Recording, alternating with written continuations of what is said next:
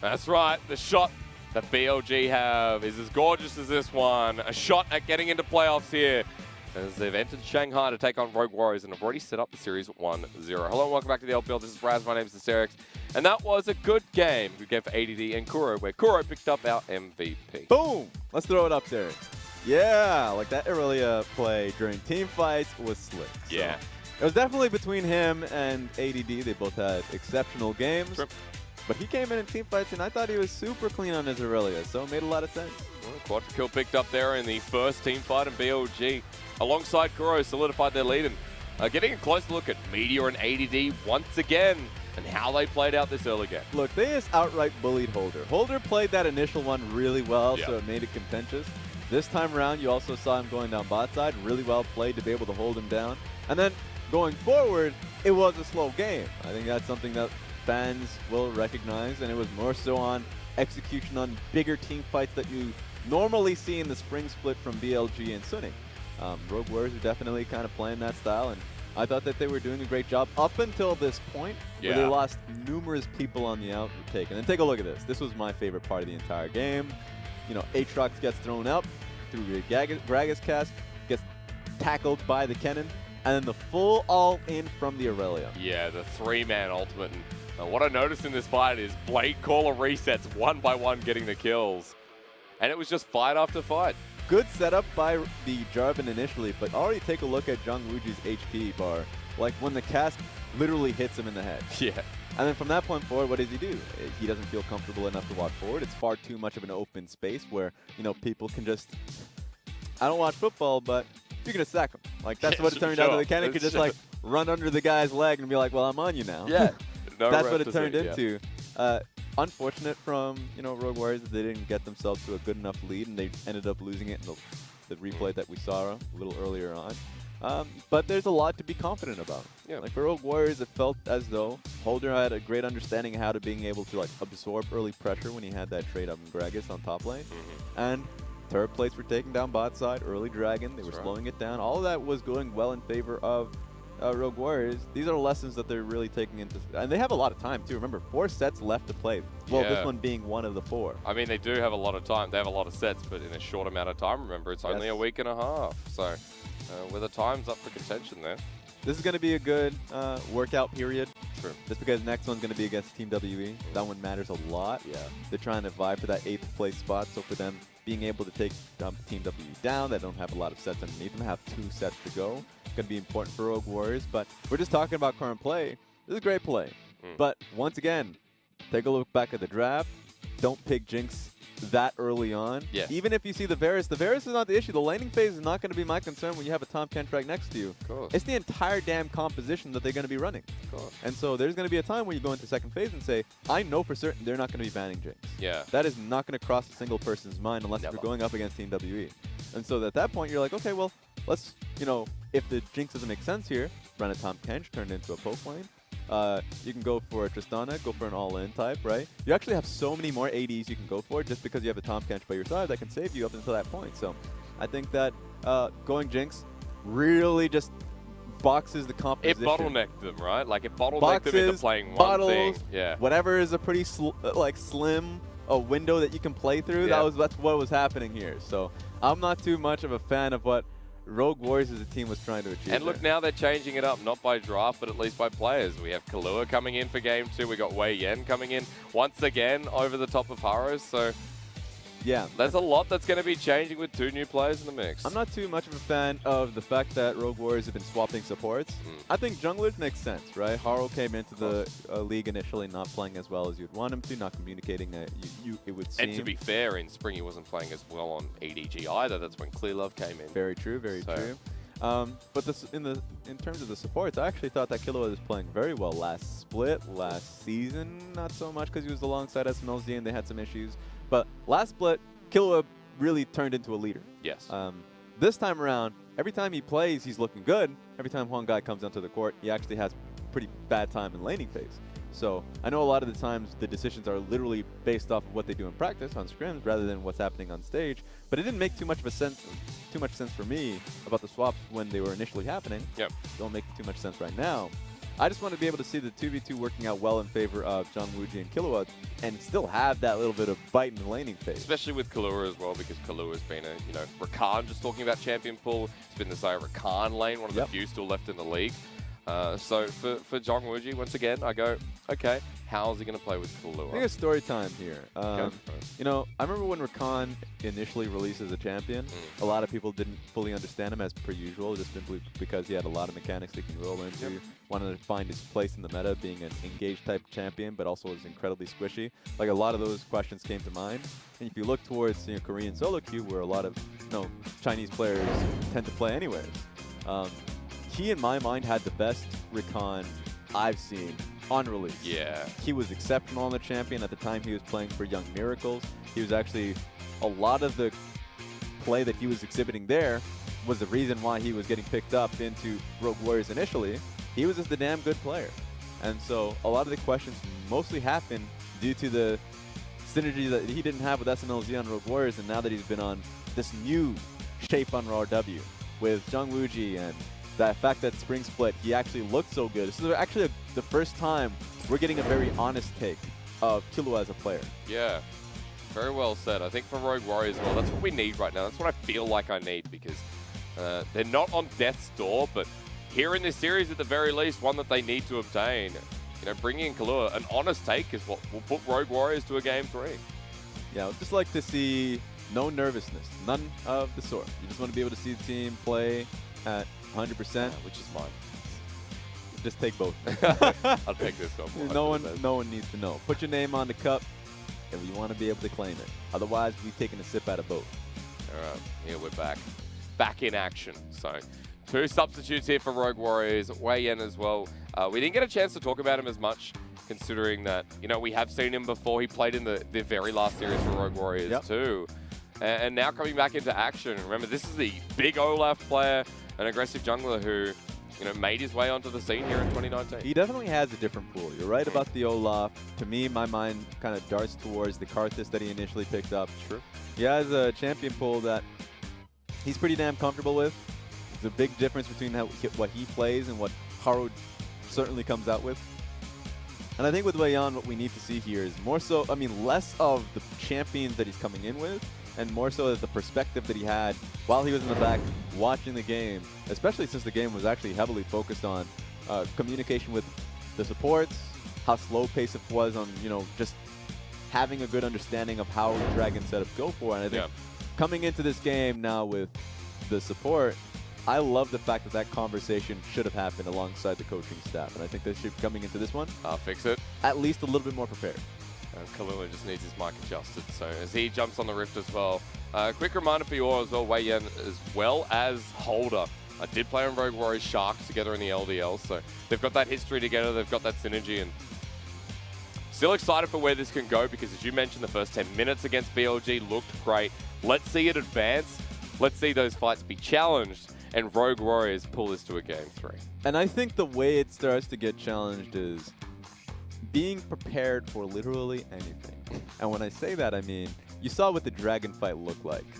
How Irelia was pivoting for that fight, how Kennen came in with a teleport. A lot of that was more so on Rogue Warriors to understand the situation they were in. The moment you don't have vision of Irelia and you don't have the vision of the red side jungle, you should pretty much expect that that's going to be a possibility. Yeah. And when Kennen gets a full shove out top lane, then you better believe that that was going to be possible. It looked like they just kind of walked into danger knowing it was going to be happening and not being alert enough to pursue the fight before the teleport comes through, before Irelia ducks into Fog of War. So I think a lot of that will get challenged coming into Game 2. Also props as well to the vision of BLG comes through that play, where BLG's priority for vision is shown in Game 1 once again. But they have some of the highest warding stats in the league for a good reason. And now we get smiles on the face here as the coach Sim. He's ready to get into game number 2 with BLG going back to the blue side, which they've preferred in the past. All right, let's see what we get out of the team. I mean, you already saw how last game was a Tahm Kench focus from Rogue Warriors. Tahm Kench in the LPL has actually still been such a large priority, even though you guys, you know, listen to some of the coaches globally, and they don't feel the same way. Tahm Kench, especially when the shield is now very easily counterable to like the Pike as a good example. I mean, that's always been the case, but a Blitzcrank pick is now very possible. Yeah, Those are the type of picks you want to be able to see on the field. Killua is a Blitzcrank type. So it's going to put that into your mind as the Tahm Kench gets locked in. Just a quick reminder to everyone, Mordekaiser's still globally banned here. Talia, Jace, back and available here on 9.14. But the Tahm Kench, once again, as you mentioned here for XinMo, and he's a big proponent of the Yuumi, the Tahm Kench. So comfortable to see him once again on this. It's nice to be able to see the Gragas response as well. I mean, I know it's not locked in just yet, but it's a no-brainer. It's a great jungler. It allows HuaTian to go towards that one champion that we talk about. 4 games on Yasuo. He sits so nicely on it. Pick the Yasuo, everyone. Pick the Yasuo. The one team I expected from at this point, but is it going to come through in this first phase from Rogue Warriors, or do they hold on to it, they solidify their bottom lane, and a Lucian here for ZWuJi? Remember, the Lucian is a great pick in general. The fact that it works well versus, I know Corki's banned, but Corki in most lanes. We've also seen it picked up by the Shy in the top lane very recently. And we know that ADD was in the is in the opposite end of that pick consistently. So could very well still go to Holder. Varus Tahm Kench lane now solidified for BLG, one of the strongest lanes at the moment down the bottom side. And Jinjiao gets to play this again. Kuro gets to play Azir again in another game. Kuro's Azir is spectacular and a sight to behold. I want to see what the rest of the BLG comp goes towards, because this is how you draft on first phase. Yeah. We don't know what the composition looks like. That's literally that's the point, all right? Yeah. You just don't throw the haymaker right in the first round. You don't want to, unless if you're a damn confident. Keep them guessing. Unless if you're literally the most confident haymaker thrower in the world. That's you're true. World champion with your right arm. You look at your left arm is just the wimpy, like T-Rex arm. It's the only thing you got. But in game 2, Rogue Warriors don't know that, so they start banning away top laners. Oh, God. ADD's gangplank. The Yasuo gets banned naturally because you got a Lucian Braum lane. You had to sacrifice something. Makes sense. I knew that the moment we got in the second phase and the Yasuo wasn't picked, HuaTian also probably knew that was going to be the case. I just want to see what HuaTian ends up going for. I mean, he is a great Talia player, so it's a nice fact that you made a mention of that it's up and available now. So if we're talking about what do you want to pick, especially if Holder wants some pressure this time around, especially if you have a Lucian Braum lane that's going to be trying to go for heavy skirmishes, Talia makes a lot of sense. Yeah. Get yourself down there quickly. Camille as well, if it was towards mid or the top side, is no longer a possibility. So what's left up and available here, and what do they want to pick up? Well, Irelia there, and HuaTian likes that too. So does Holder, actually. Very recently, I was watching past day of LCS. Oh, yeah? And Crown was the most tilted I've ever seen him because of this matchup. And because he lost Flash because of another unfortunate play. We won't talk about that. We'll hold that player to... Anyways. Yep, sorry, go on. But yeah, Irelia versus Azir is just so difficult if you're just looking at what the jungler is going to be doing in the mid lane. And so now we have another Irelia and Gragas combination. And it's going to be Azir that's going to be trying to harass, going to be trying to push. We'll talk about it when we get into the game pretty heavily. There's a Jax hover. Now, there are 2 big Jax players in the league, 369. Yeah. And I put Holder up there as well. Welcome to League of Legends, where this is a totally new look here for Rogue Warriors. Now we got ourselves a Jax in the top lane dealing with ADD. I want to see what ADD can do to kind of hold him back, because this is what Holder first came into the league with. Yeah. He came in as a Jax player, as a Camille type. And he was able to get like what, 15 kill games on the old Rogue Warriors, when the team that had SMLZ doing B. That's where he started the hype around him being that carry top laner. And so love the fact that he's going to be coming into game 2 with that same pick and mindset. Especially when WeiYan makes his debut in this series. He's on the Gragas, the ability to go top lane here in this game. Seems quite easy with an Aatrox in response and a Sylas beside it. This is going to be a fun game. Like, last game was pretty good. Had its moments. This will be better. This one is just going to be objectively better. I like Rogue Warriors draft a lot more here, as I think you'll agree with me that this time there's a lot more versatility, a lot more outs for Rogue Warriors. If it does get down to those mid-game fights, where BLG are happy to take it. Yeah, I mean, completely agree in the sense that it's not a telegraphed composition. Yeah. It's not something that you know is going to be 100% on the Jinx to get going. This time around, you have, as you said, way outs. Split push is going to be a pretty large factor. They're going to be trying to abuse the Aatrox on side lane. I think that's a great real focus there, and it's going to be all about this man right here, Holder. Okay. Welcome to League of Legends. Welcome to Rogue Warriors, who are fighting their way up the standings. A team much like DMO here, who I started counting out with their recent history, with the way they started off the split. Remember that Rogue Warriors took 4 weeks to get their first series win. But when it was against EDG, you started believing. We need that same belief here and now. Otherwise, BLG will take them down 2-0 and secure their first playoff run here in summer 2019.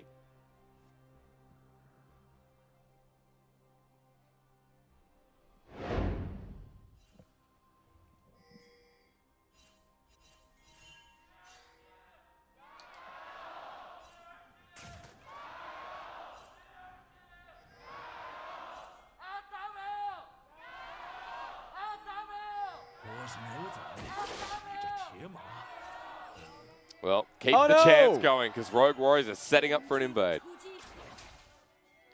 We got eyes on your Raptors. Do we have a lens? It was never going to be close. You will never get 3 autos on that ward. Wait, Meteor has a lens. Yeah. Who gets it? Should always give it to the mid laner. That's how he gets to level 2 much faster. A minion faster, funny enough. Not as if Irelia was going to be even able to contest it, but it's nice the fact that they're able to give it to him. Nice that the Kentucky man comes in and not too sure what's going on here. Mr. Kentucky man, is that what we're calling him now? Yeah, that's right. Senior Kentucky man. Senior Kentucky man, I mean. All right. Got the grey hairs. He deserves respect. Respect that needs to be given to Rogue Warriors this game. He's liking the look of the Jackson, the Irelia, and you know, when you do just look blatantly at late game, you say, okay, cool. A lot of elements here from Rogue Warriors, but BLG with the Azir, the Varus that's on hit once again, the ability to match. It's a lot of inspiration. Inspiration is just broken. Yeah, I'm going to throw that out that's there. fair. Till they deal with some of the sustain that is able to provide for teams. Biscuits is a pretty easy one. Time Warp Tonic that goes alongside that one is actually just busted. It's incredible. So with Corrupting Potion start. Yep. So there we have it, everybody. Pick inspiration. Cosmic Insight might be taken. Curious to see what Kuro's gone for this time around. He's electrocute again, but Exhaust is there once more. But top lane you were talking about, Raz. I know you have interest up here, and so does the audience this game with a POV on Holter. Nice. Always love the POV streams able to shine a light on the exact correct lane. Sometimes it's on some of the most boring ones, just because it's about the players that matter. This time around, I mean, it's also helpful because the pick and ban is about top side. Holder is going to face some pressure though. Oh, and Meteor's going to be here first, level 3. Look at where the Gragas is, as Vision's going to get toggled off in a second. ADD's low, but Holder at half health gets chunked out. Here comes the Blaze in first. Immediate flash respect and immediate first blood. Feels bad. Gragas just based because looked like the coast was clear and he wanted to get his boots. The exact timing, the corruption, or at least the Conqueror's proc from Holder, is when the gank comes through. Feels bad. Feels awful. And his most played champion here in summer, Meteor getting first blood. Sylas off to a great start and has perfectly timed it so he gets Scuttle. He can go back into his blue side jungle and take the rest away. That's just a tough decision for a jungler that's trying to aim for his first Predator boots. I mean, that's... Oh, you watch out, HuaTian made a mistake here, Raz. Exhaust down, flash down, and Scott knocked the flash. WeiYan, you tricky devil. Now jumping onto Meteor, they still want one guy. It's not even him, it's HuaTian, but the 1-for-1 trade over to Rogue Warriors. That was quick. That is the biggest belly I have ever seen. It slaps Kuro. What you think you're doing? In loving memory, welcome to game 2. WeiYan now going to the bottom side. Let's keep the train rolling. Nothing there. That's okay. There's people down here. Let's see if he can feast on a few frogs here. Now it is Killua down here, so he's going to have to find the engage, not one guy. Let's see where WeiYan comes in from, if he's able to get in at all. This is a definite no-go zone. You should not dive Tahm, Kench, Varus at all. That's a big no. Meteor's coming down as well. He's just waiting for Krugs. Yeah, let's get the Krug. He's still a level behind. Scond abduct. Here we go. Body slam away. There you go. Out of here. I love people that just have a one-track mindset. But that one was a little bit too focused on that one track. That's fair. You have the entire album in front of you. Just enjoy the music. Searching for him. Pixel Brush Ward going to drop down. I think they saw him on his escape and going back towards his blue side jungle. But we'll look at this again because WeiYan perfectly timed the body bop. Because they tried at all costs to be able to get on top of HuaTian. Of course, he holds it with a belly bop. And that is actually crazy. Yeah. Just that hitbox, because Azir thought he was in the clear. Definitely not. I think the entire world thought Azir was in the clear. Yeah. Then it just turns around for Kuro, dying in that lane. It's the invisible fat that counts. Some fat you just can't see. Right. WeiYan picking up the kill in that trade too. So both junglers have a bit of gold under their belly, under their belt. Meteor with 2 at the moment has a bit of a bounty on him as well, and pretty close to an early Runic Echoes here at 5 minutes. There's a lot of pressure happening down bot side, very naturally because of how Varus and Tahm Kench has, fantastic poke. Yep. So right now we're a lot of pressure on WeiYan to make things happen Not here. spotted out. The Predator's coming in. We're running. Jinjiao, XinMo, they ain't no aliens. Meteor is going to be slow to the chase here as the flash hit from Killua. They want to get the kill immediately, but XinMo flashing out. What? Now they turn for the AD carry. Jinjiao's there. It's gone to duck onto the 2. As ZWuJi's like, no, we have to leave. But it's too late, Rogue Warriors. Jinjiao sends out a piercing arrow, and Killua running for his life while HuaTian wants to make the trade. Level 6, Vanguard's edge at the ready, but when does he pop it? All right, let's see. Killua is incredibly low. It's gone to duck now. It comes out just to tip his Meteor as they corner him down. Rogue Warriors have left their mid laner. HuaTian tries to find something, but that was so scattered. And BLG take it all. Super clean from BLG. Every movement made sense. Not only was everybody knew that Tahm Kench was going to get locked down there. He burns flash. Recognized that Jinjiao was going to be the next target. Sure, Jinjiao had to blow flash as well to be able to get himself out, as you see. But that buys so much time for Meteor to come in with Abscond and Abduct and to find his target. So you also get that. Look at the minimap. Azir just mirrors the Irelia as well. And that's incredibly important because from that point forward, Jinjiao recognizes he needs to buy some time as well. He can't be the next target, or at least it turns into a trade. Look live. Here we go. ADD into the World Ender. Holder almost died there. And this is the strength of the solo lane. WeiYan just coming in to make sure his top laner doesn't get dove. I like the fact that Rogue Warriors are just scrapping. But if we're just talking about cleanliness, first 7 minutes have just been in favor of BLG. Yeah. They've been making the right calls. They've been patient about it too. Every member recognizes their role in these fights, and it's been paying off for them. And now we have a 7-minute Runic Echoes picked up here for Meteor as Killua teleports to the bottom side to rejoin the lane. He was looking towards the top side, looking for a reaction out of BLG, but they didn't give him one. And First the jungler adaptation continues to rise. First adaptation in this game has been, Lucian, whenever we see him, there's always a question if he's going towards the Crypt build or Blade of the Rune King into Black Cleaver. Yep. This time, or at least Essence Reaver. But this time around, he's going to be starting with the Essence Reaver. Could still just be going towards Essence Reaver IE. We've seen it sometimes. At first, I thought it was just going to be if he's alongside an Ardent Sensor support like a Yuumi, but in fact, we've seen it once in competitive without that, just because of how much burst it has, especially with double cap. So I want to see what happens, because that just suddenly means that Jinjiao can't get anywhere near him once that item build's been picked up, just because of that burst combo. Also, we know the sustainability of Varus with Blade of the Rune King is about picking up that item as hold that thought. Holder's going to get pulled back in. That's not good, but he has to pop the ulti, and ADD just walks back and goes, see ya. Yeah, preemptively. Didn't know what ADD wanted to do there, and in all sense, ADD should have just went all in. Oh, no. But there we go. Look at this wave, Rise. Yeah. ADD already has a 15 CS lead, and this wave crashing in, and he's in such a good position. WeiYan now needs to move to the top side. Yeah. Holder recognizes how bad it is, so he's of course not going to burn his teleport. There would be no reason to do that. In fact, he would be probably running into a trap. So play this one out slow. You're right, call in your jungler at some point just so you can get the wave fully pushed out. Or when it slowly pushes into the Jax, that the jungler can be there for the possible dive. True. So there's going to be a lot riding on the line in terms of communication between Holder and WeiYan. Because right now they're not really looking towards that top side. At the very least for Rogue Warriors, we're going to see a fight again out of the solo laners. ADD gets the chunk of damage, pushes him to half health, but level advantage here for the Aatrox too. Level advantage, multiple CS. We're just nearly 30, actually. So that's how crazy this top lane has been. And BLG are winning through the bottom side. They're going to pick up the Ocean Dragon nice and early at 9.5 minutes. Yeah, take it all as help. There's an Ocean Dragon for an Aatrox. There's a double Ocean in the process.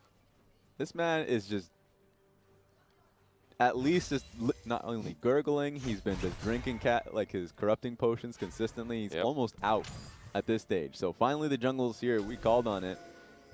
Let's see if we can get a fight out of it. I feel like the potential of a 1v2 here from ADD's here, especially with Holder getting at half health. Counter-Strike's going to come through. World Ender now available. Body Bop comes in as well. ADD half health. Explosive cast is there, but he flashes it just in time. Here's the teleport. Here's Meteor. Then Jungler at the ready. Explosive cast. Kaboom! Get ready. It's not there just yet, but there! Finally!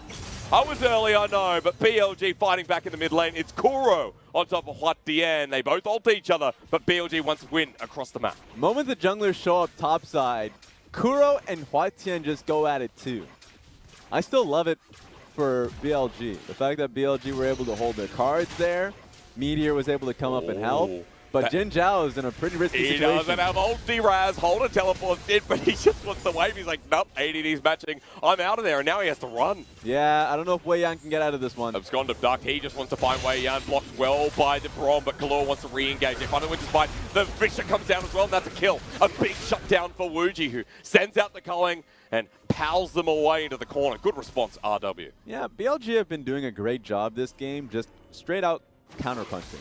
The first time they make an aggressive move, and that's, you know, Meteor jumping through towers to being able to assassinate WeiYan, it's the wrong one. Now, there's no ult here for the Azir, but they found HuaTian. They look for the Infernal Chains. ADD is going to get jumped back. Great flash from HuaTian, and really good blade caller. Yeah, but that was basically ADD getting what he wanted there. So Summoner off of HuaTian should make the next fight a little easier for BLG. He's gotten something out of every lane. He teleported top, pushed them back, moved mid, took a flash, going to the bot side, scuttle crab, and he's going to find the Jax there again. So, again, another good testament here in this game too for ADD, who this time even more so is destroying Holder in lane. It's that ADD factor. You never know what you're going to be getting from him. Let's see how he gets out of this one. In fact, he should just go on him.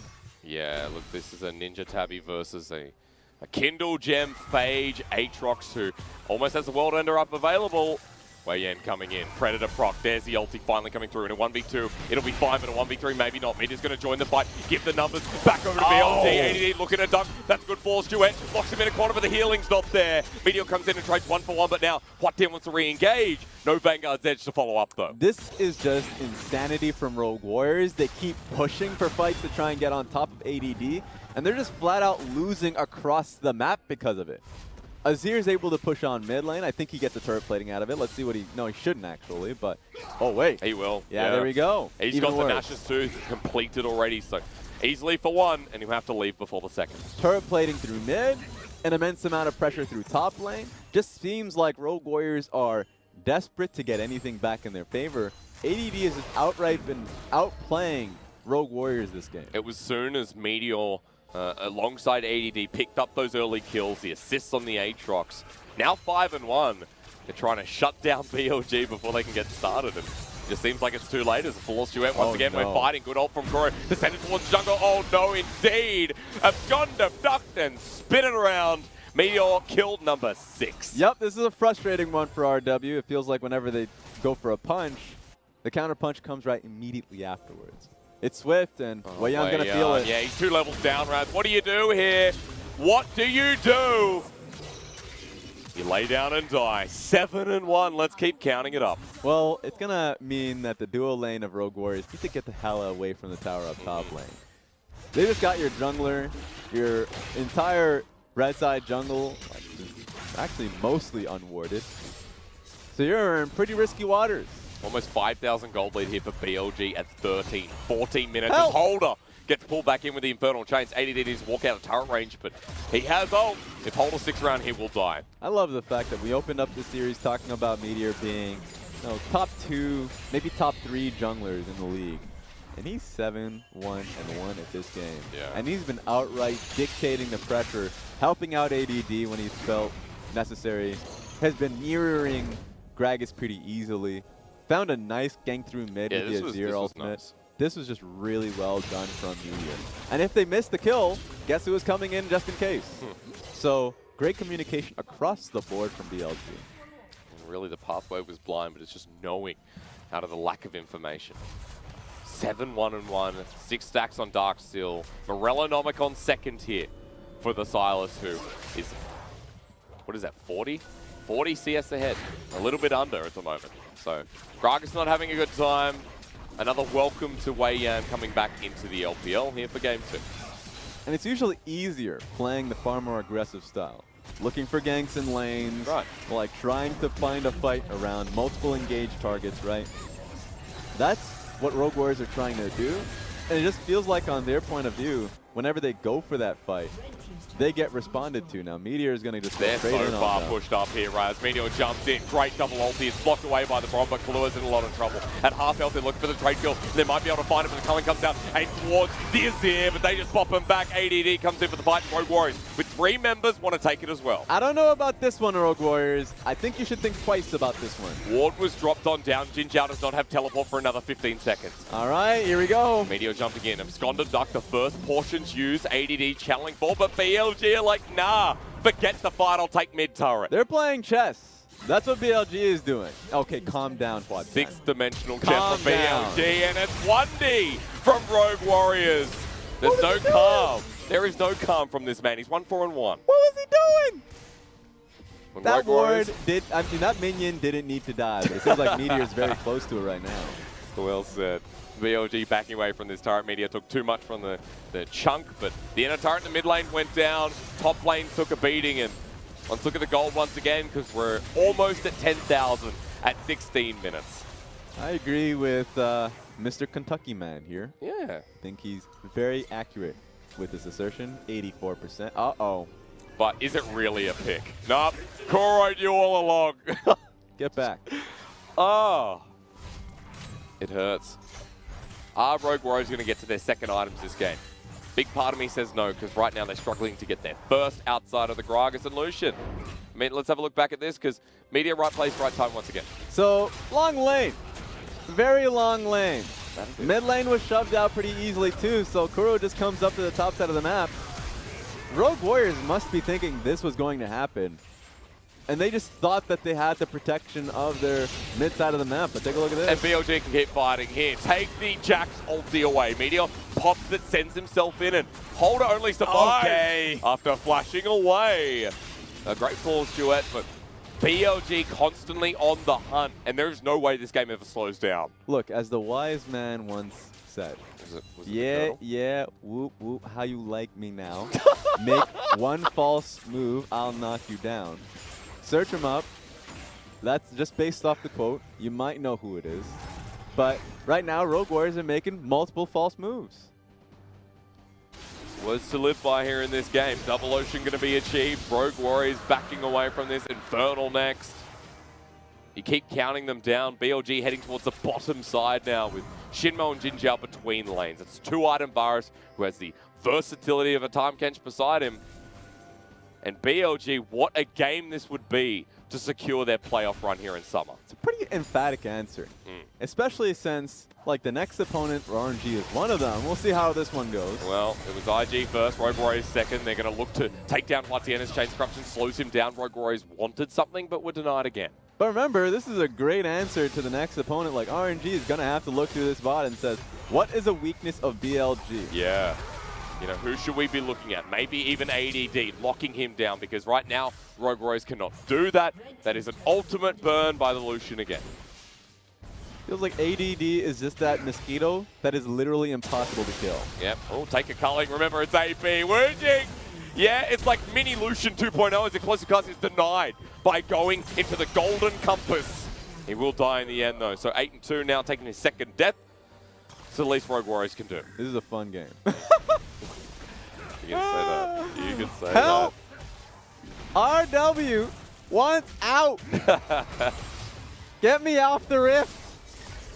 WeiYan and Killua come in and they're like, what is this?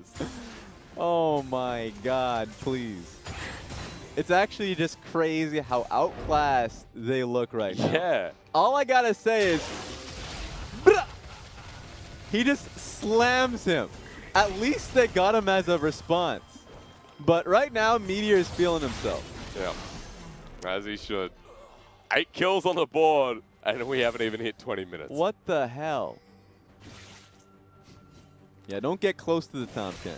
Don't even think about it. Take you on. He's 1v1 anyway. All Yeah. right, I need some help. That's a good support. Yeah. What a good support. I mean, XinMo and Jinjiao in this series, they haven't exactly been quiet, but they've been stable.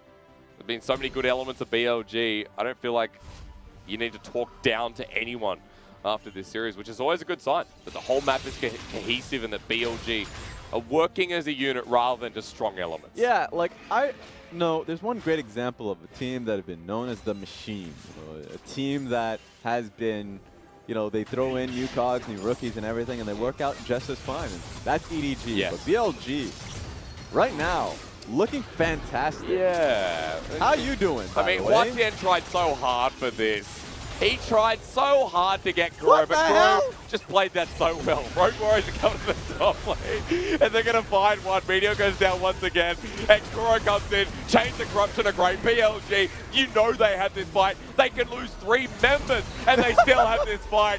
ADD is flying on Cloud9. He dunked for 1. Holder's going to die here as well. Flap your wings and fly away. Who brought the entire damn military? But just one man. Kuro still survives off all of that. In fact, heals up to a decent margin. These are pretty long death timers too. BLG's just rocking out. HuaTian, Killua, maybe WeiYan on the side can help defend this. There will be some people up and available, but you're losing so much. Double inhibitor goes down, and Rogue Warriors might just have to watch. Look, there has never been a replay I have needed more than that one. Yeah. I just want it. Expand the minimap. I just want a mini-map replay. Okay. Just an armada rolling up top lane. You want that LCS. Just look at the armada. They're moving on up. This is the convoy. They see that their friends in action. HuaTian is getting opened up by a great, Meteor, jungle and Kuro. And here comes the entire army. That's a great overreaction, though. Of course, at this stage, they want to be able to find a pick and then find a way out. They got the pick. Unfortunately, like the rest of the game, BLG always finds a response, and here's ADD. He just jumps on in. And when you get the resets on new Aatrox, he might not revive, but he doesn't die. And that's good enough. Great way to finish it off. Milady Penguin comes out, also known as Mapengu. 3-1-4 suddenly for ADD with that stand. So that's the last I'm going to be talking about the items, because this game, the way it's going, with 1 inhibitor down in the top lane, 1 exposed in the mid lane, bottom lane pushing up, it requires 1 more fight. And it's all over with BLG securing that heated playoff spot as the 4th team in summer. Mid and top lane waves are crashing at the same damn time. This is really well done by BLG. They should be able to get this inhibitor.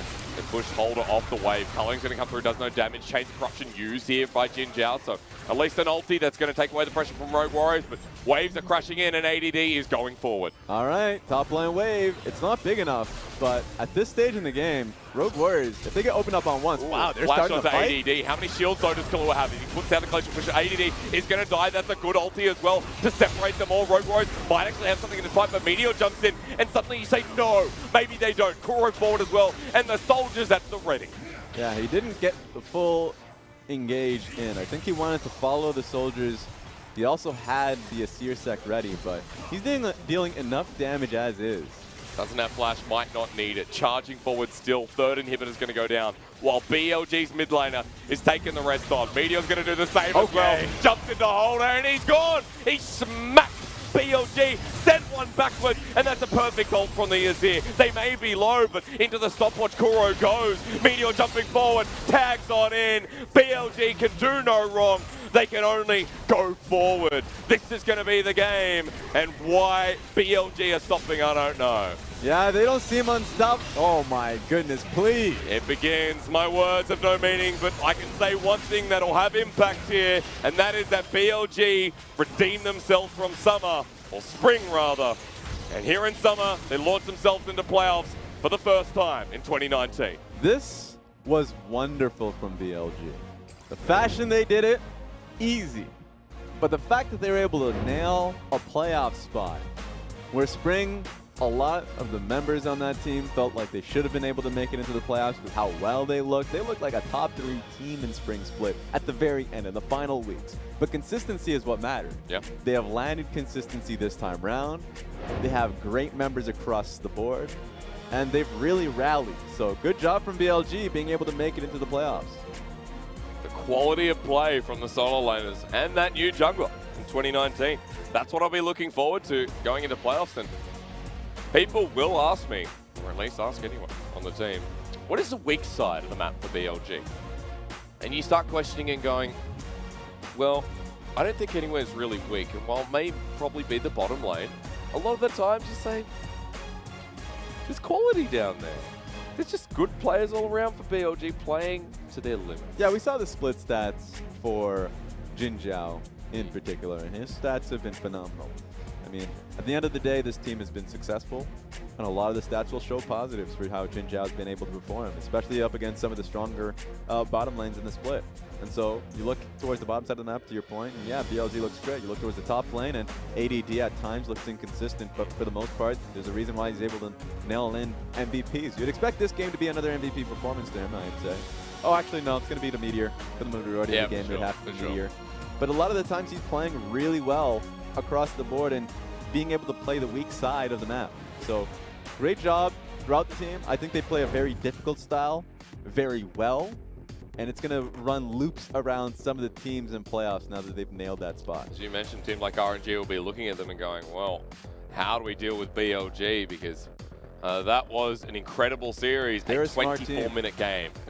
Yes, a very smart team to uphold. They are the smartest team right now in the LPL, flatly put. Yeah. I think if we're just talking about how RNG and IG are just incredibly strong mechanically, how a lot of the times they just have very strong players that are able to come out consistently. I'm talking about Lucian and the Shy. If we're just talking about the top laners of these two squads.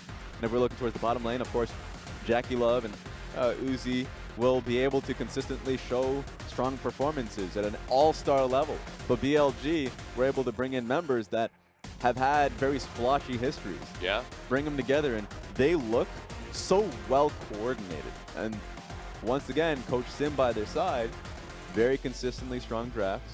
This team always understands the meta, especially when we jump from 9.12 to 9.14, or like that huge shift. And they went at Rift Rivals to experience the intermittence of 9.13 as well. Yeah, and so the fact that they were able to understand the meta to its entirety, being able to shift Kuro's playstyle to the LPL, and a lot of the times, you ask members about people who've moved from the Elements to the LPL or from Korea to the LPL, and they say, man, it had to take about a split for them to really kind of understand how to play in the environment that was incredibly scrappy. And Kuro didn't have that. No.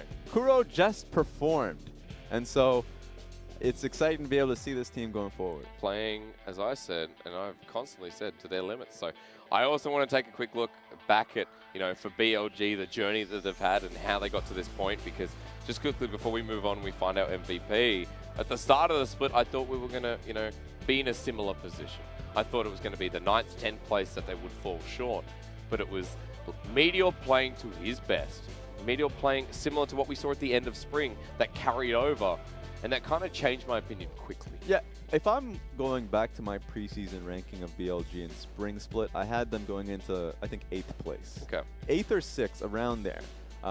Thought they were a good playoff team. There's a lot of good competition within the LPL. I thought they landed pretty high up there, and I think that it was a great, I would say, the fact that they didn't make it into playoffs at that time was them not playing to their limits and not really having that gel as a squad. Of course, it's a very new squad, and language barriers are definitely existing amongst them. And then you go into the summer split, they resolved that just by having minutes and miles underneath them, knowing how each other play, and they're playing a very inherently difficult style.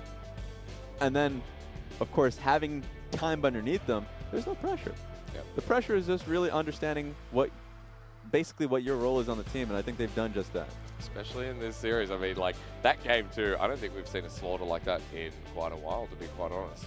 I've seen a few Maybe LNG games. Suning have done that in the past couple of series. LNG games. We have a lot of slaughters in the LPL. But BLG take their time. BLG take their time to close the game. They're methodical. But when they're that far ahead, when all they have to do is just run into the base, that's when you know BLG. You're right. The standard BLG games are not what we just saw. They're long, yeah. So the fact that they were able to understand Rogue Warriors are just throwing punches, wide punches, punches that really don't have the setup behind them, then BLG, constant counterplays. And I think it was more so like BLG could have made that a long game, actually. Yeah. That probably would be something they were comfortable with. But Rogue Warriors were constantly looking for fights. All the time. And then losing them on the back half. Yeah. Because it was BLG that were far more prepared for them. Topside Cavalry was a good example of that, where they set everyone up. They're like, we just have to make something work. And it does until it doesn't, until BLG respond to it. So props again to, the top side of the map. And making that game interesting, I would say. Yeah. Because that was a slaughter where Rogue Warriors didn't want it to be one, so they kept fighting to make it not, but it still was. English. Yes. Yes. Agreed. Yes. In the wise words, get back. You don't know me like that. BLG was actually just, I hope we continue to see this type of play from BLG. Because like, final week's BLG that we saw last split, you will see the best games of the split. Them going up against RNG is something that I keep talking about, and I know that that's going to be delivering. LGD first, RNG last. Potential to finish on, I mean, they could be at 11-4. Yep. So there is a chance that if they can beat RNG, they get top 4. And then that's a discussion where you go, okay, how much further can they go? Because they don't have circuit points. They need first or third. I see potential for BLG. I mean, that's a team that if they're in the gauntlet, I go, well, I don't want to face them. In a best-of-5 situation. I don't think anyone wants to face them. I think they have a far different style than most teams in the LPL. If you're just thinking about like how RNG and IG play, sure, one's a lot more fast-paced and look towards the lanes. RNG is far more slower to a certain degree, a lot more methodical around their jungler. But then you see BLG that I would say that BLG and RNG are very similar in how their early game identities are. Right. That they tend to slow it down and really look towards their jungler to play a much more protective style of the lanes. Yep. But then when they break out of that, you look towards BLG and say, well, lane assignments, put Kuro on either side lane and have them team fighting so they make the right calls, very slow, very LCK-esque. Well, RNG is like waves upon waves. You put on Uzi and you see if they can get going. And a lot of the time, thumbs up. But we then turn the book over to Rogue Warriors before we go to the MVP and see how Rogue Warriors are going to come back from this, because I look at them and I go, well, Rogue Warriors, you have some of the most matches. Yes. They're completely fine. But 4 and 8, well, I wouldn't say 4 and 8 is completely fine. They can hit 7 as a maximum. Completely fine. They are fine. Their next set is literally the most important one because they go up against Team W. Yes. Because if it's a race, if we're talking about LNG, who have their kneecap broke, and very unlikely to be able to finish that race, let alone finish on time. Go anywhere. But it's Team WE and Rogue Warriors that are really just leaping to the case. Like maybe JD and Victory 5 come out, especially with Victory 5's recent success over LNG. But, I mean, that set will really give us a good idea if Team WE can make that run, or if Rogue Warriors, because they are looking better. As a team, Game 1 showed us a pretty good light of Rogue Warriors. Very true. That's very true. With BLG that hit their capacity on Meteor. Before we go into MVP, a bit of a highlight here, Raz. And all right, let's see it. Just taking over the map. Yeah, Meteor was pretty big. I know we're delaying. I think they're just kind of crossing the T's, dotting the I's. Is it Meteor or Meteor? How do I spell Meteor? Last split it was Meteor. All right, this time around it seems to says Meteor. But is there a rogue dot in there? Is there like a comma that I should be kind of getting a good gauge on? They're putting their binoculars on because they need to see right up close. It should not be delayed by any means, because if you do not give Meteor MVP this game, I'm running. I don't think they've watched the match if they don't. I'm driving. Yeah? I don't have a Chinese driver's license, but I am driving to Hangzhou. I'm asking for, what is it? A supervisor, a referee. Yep. We're ripping Whoever collars. makes a decision, Raz is coming. But there especially is no way. after this. Please, make the right decision. It was great. Meteor had such a great game, and he's playing even better than when his name was misspelled, so that's always something. Yeah, he's probably, I think, I'm going to tell you the truth here. I thought you always do, but go on. This time I'll tell you the truth. Okay.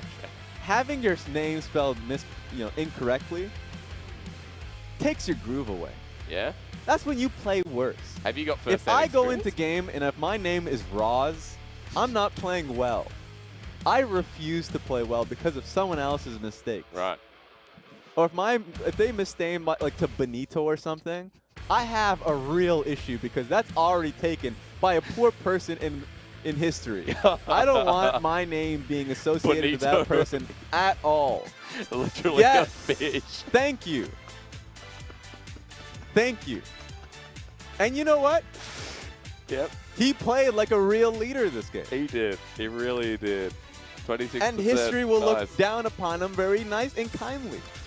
So good job to Meteor this game. And I'm pretty sure he's got his jersey now that actually has Meteor on it. Before, he had a nameless jersey. He had to wear it all split long because you can't wear something that doesn't really represent yourself. Yeah.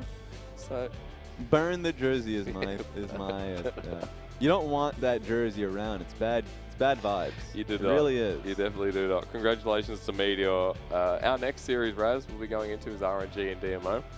So big win here from BLG. Next series coming up, if you don't mind, is going to be great. It's over in Beijing. I hope you're okay with that. Raz Hysterics break coming up with RNG DMO. We'll see you then.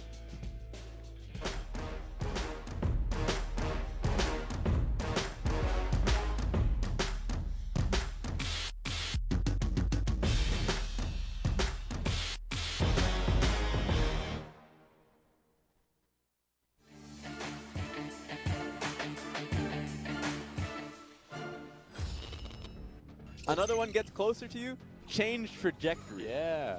It's not very subtle, but it's working out well for them to at least force EDG's hand. They clear mid. They walk back. We're doing it again, but this time EDG is sick of them. They walk in. They lock everyone down. That was so easy and by the books. OMG walk in, put their hands in the air and say, I am not a clock. Good adaptation from Sunning. They're able to kind of put themselves in a position that they won't be caught out. To say that, ZWuJi might be caught out here as he just has to flash away. There's the explosive cast and he blows up Sword Art. WeiYan, not long for this world. He will also go down. Double kill for the Gragas. Karsa coming out with a masterclass. Yeah, they move away from top lane. IG collapse onto top lane. The Shy can always dash out. Still had flash for safety as well. Oh, and he's found a mark. Holly comes through. We snap to reality, and there goes gravity. The gravity of the Pop Blossom. ZWuJi has no idea that four people are jumping in on top of him. He's overheated. He's gone golden. That's only to delay the inevitable. He flashes, he goes down. Cataclysm comes in, but he flashes back out straight away. There is the equalizer from Knight as he nearly gets popped. The Lance Respite will land him a little bit of time. He goes in, and that's a huge trade back, and maybe Knight can take over this fight. Top Esports are not done. Top Esports are putting in the damage, and Top Esports have rounded RNG.